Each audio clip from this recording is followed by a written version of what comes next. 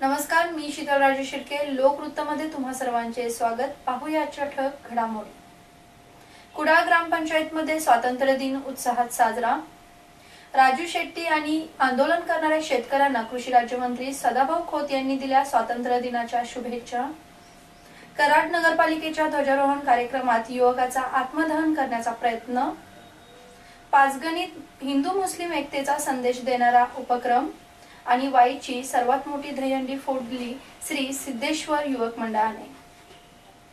बातमीपत्र सविस्तर. छत्रपती शिवरायांच्या पदस्पर्शाने पावन झालेल्या जावळी तालुक्यातील सर्वात मोठे समजले जाणारे कुडाळ हे गाव भारतीय स्वातंत्र्य लढ्यात या गावाने मोठे योगदान दिले आहे. दरम्यान कुडाळ ग्रामपंचायतीच्या वतीने 71वा स्वातंत्र्य दिन हा उत्साहात साजरा करण्यात आला. स्वातंत्र्यानंतर गेल्या 70 वर्षांमध्ये कुडाळ गावाने आमूलाग्र प्रगती साधली आहे. या गावात सर्व जाती धर्माचे लोक गुण्यागोविंदाने राहत आहेत.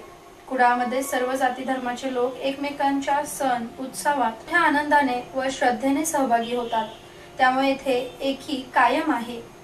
गेल्या 70 वर्षात या गावाने सामाजिक, शैक्षणिक, सांस्कृतिक क्षेत्रात कायम आमूलाग्र प्रगती केली आहे.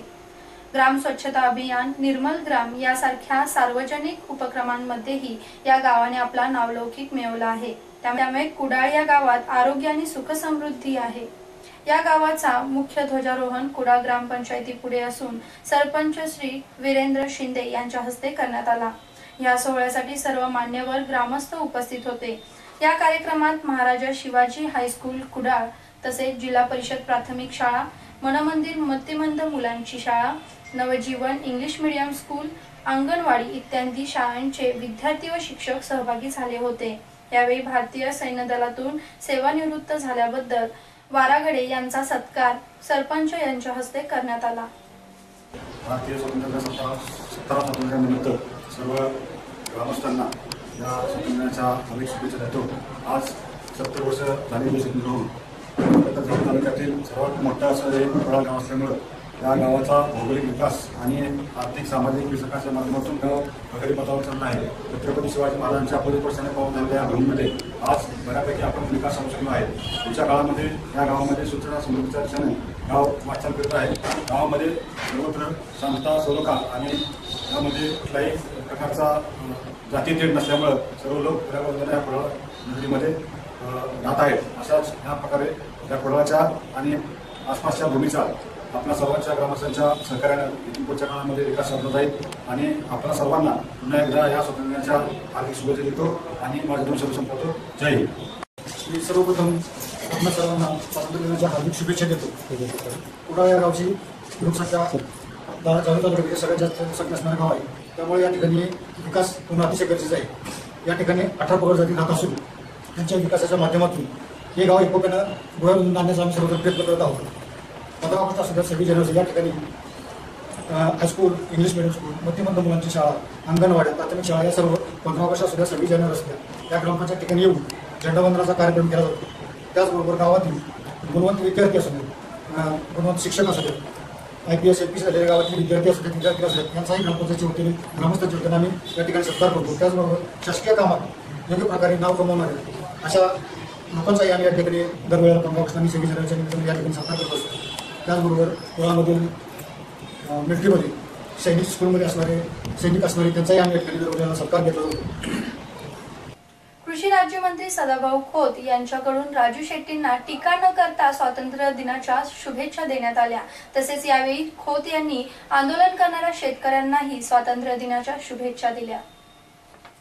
कोण काय बोलले याकडे मी लक्ष देत नाही. सध्या मी स्वातंत्र्य दिनाच्या कार्यक्रमात व्यस्त आहे असे म्हणत राजू शेट्टींना टीका न करता सदाभाऊ खोत यांनी स्वातंत्र्य दिनाच्या शुभेच्छा दिल्या. त्याचबरोबर आंदोलन करणाऱ्या शेतकऱ्यांना देखील स्वातंत्र्य दिनाच्या शुभेच्छा देण्यात आल्या. सदाभाऊ खोत हे सांगलीमध्ये प्रसार माध्यमांशी बोलताना त्यांनी या शुभेच्छा दिल्या आहेत. यावेळी सध्याच्या अन्य प्रश्नांना सदाभाऊ खोत यांनी बगल आंदोलन करणाऱ्या सुकाणू समितीलाही स्वातंत्र्य दिनाच्या शुभेच्छा दिल्या. शेतकऱ्यांच्या बाजूने आंदोलन करत आहेत त्यांनाही स्वातंत्र्य दिनाच्या मी हार्दिक शुभेच्छा देतो. सध्या स्वातंत्र्य दिनाच्या कार्यक्रमामध्ये व्यस्त आहे. तुम्ही काय भूमिका घेतली ती तपासून पाहिजे. कराड येथे नगरपालिकेच्या ध्वजारोहण कार्यक्रमात आशिष रैनाक या तरुणाने आत्मदहन करण्याचा प्रयत्न केला. दरम्यान पोलीस व पालिका कर्मचाऱ्यांनी त्याला ताब्यात घेतल्याने पुढील अनर्थ टळला. याबाबत मिळालेली माहिती अशी की आशिष रैनाक याचे रैनाक गल्लीत घर आहे. या मिळकतीवर 2012च्या बांधकाम विभागाच्या परवान्यानुसार बांधकाम झाले असून त्यामध्ये अतिक्रमण झाल्याची तक्रार गल्लीतच एकाने कराड पालिका प्रशासनाकडे 3 वर्षापूर्वी केली होती. तक्रारीची दखल घेऊन पालिका प्रशासनाने आशिष रैनाक याचे वडील मधुकर रैनाक यांना नोटीस बजावली होती.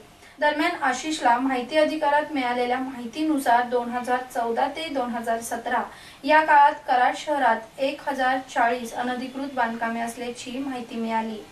यानंतर आशिष रैनाक याने या 1040 अनधिकृत बांधकामांवरही कारवाई करावी असे निवेदन मुख्याधिकारी यांना दिले होते.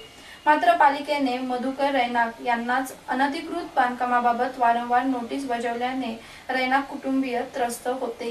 या धसक्याने आशिषचे वडील मधुकर रैनाक यांना रुग्णालयातही दाखल करण्यात आले होते. त्यानंतर 27 जुलै रोजी कराडचे मुख्याधिकारी, जिल्हाधिकारी, जिल्हा पोलीस प्रमुख यांना निवेदन देऊन पालिकेकडून होणाऱ्या अन्यायकारक कारवाई विरोधात 15 ऑगस्ट स्वातंत्र्य दिनातील पालिकेत आत्मदहन करणार असल्याचा इशारा दिला होता. तर 30 जुलै रोजी प्रांताधिकारी व कराड शहर पोलीस ठाणे यांना याबाबतचे निवेदन दिले होते. सकाळी कराड पालिकेत ध्वजारोहण सोहळा सुरू असताना आशिष रैनाक रॉकेलचा कॅन घेऊन धावत त्या ठिकाणी आला आणि पालिकेच्या अन्यायकारक कारवाईचा निषेध करून त्याने अंगावर रॉकेल ओतून घेतले. या प्रकरणाने त्या ठिकाणी गोंधळ निर्माण झाला. पालिकेचे कर्मचारी, काही नगरसेवक व पोलिसांनी आशिषला आत्मदहन करण्यापासून रोखले. त्याला ताब्यात घेऊन पोलीस ठाण्यात आणण्यात आले. त्यामुळे पुढील अनर्थ टळला. पाचगणी येथील समाजसेवक नौशाद सय्यद यांनी हिंदू मुस्लिम एकतेचा संदेश देणाऱ्या उपक्रमाचे आयोजन केले होते. यासाठी त्यांनी पाचगणी येथील छत्रपती शिवाजी महाराज चौक येथे नागरिकांना 60 किलो जिलेबीचे वाटप केले. नौशाद सय्यद हे पाचगणी शहरामध्ये समाजसेवक या नावाने परिचित आहेत. ते सतत वेगवेगळे शैक्षणिक, सामाजिक उपक्रम राबवत असतात.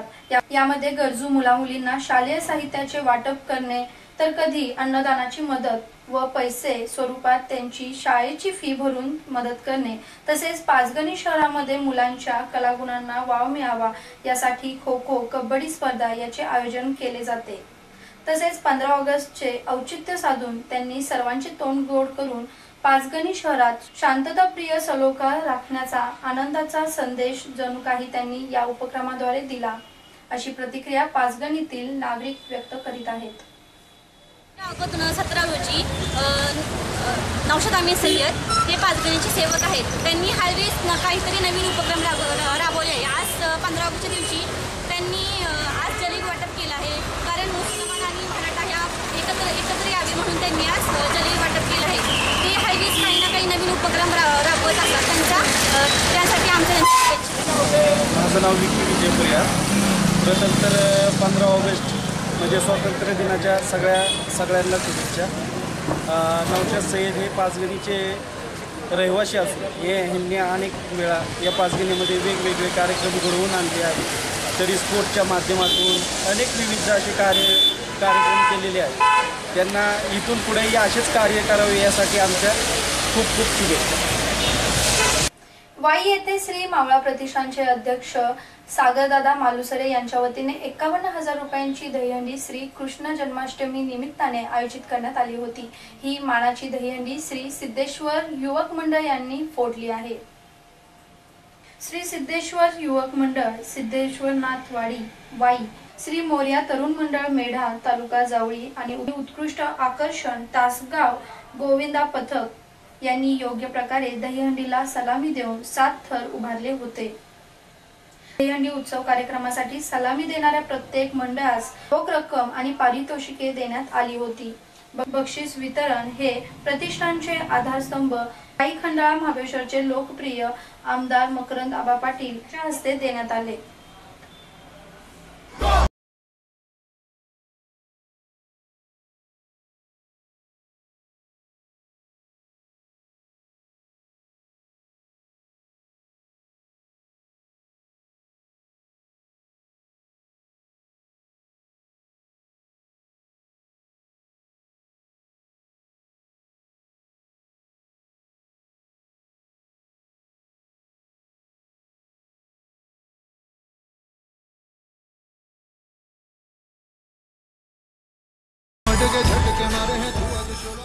धार्मिक कार्यक्रम साजरा करताना ही परंपरा त्यांनी सुरू केली ते आमचे परममित्र स्वर्गीय सागरदादा मालुसरे यांची अत्यंत प्रकर्षाने आठवण होते.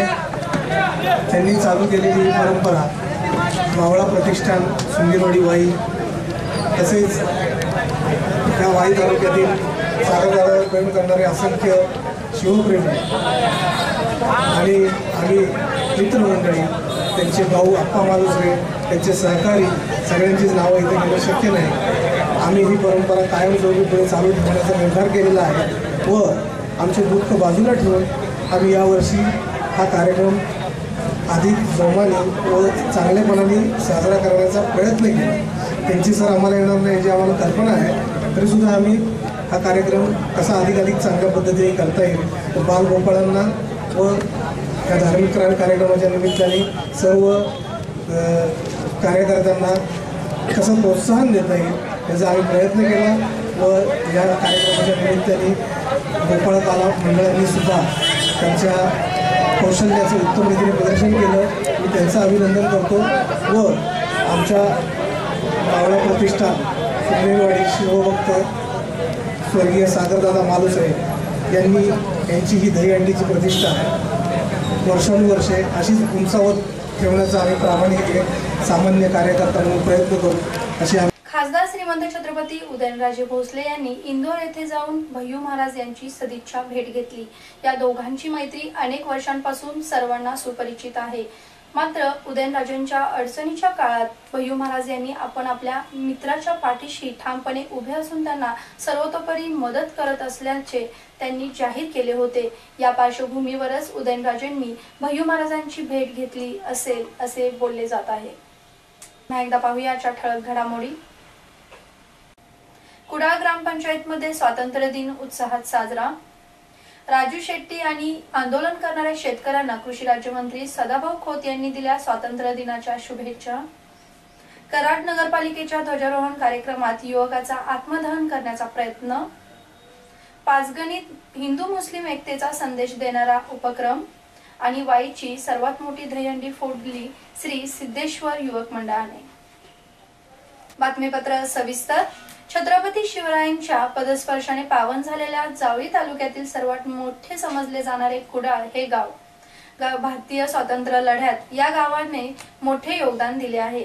दरम्यान कुडाळ ग्रामपंचायतीच्या वतीने 71वा स्वातंत्र्य दिन हा उत्साहात साजरा करण्यात आला. हे होते आजचे लोकवृत्त. उद्या पुन्हा भेटूया पुढील बातमीपत्रासह. तोपर्यंत नमस्कार.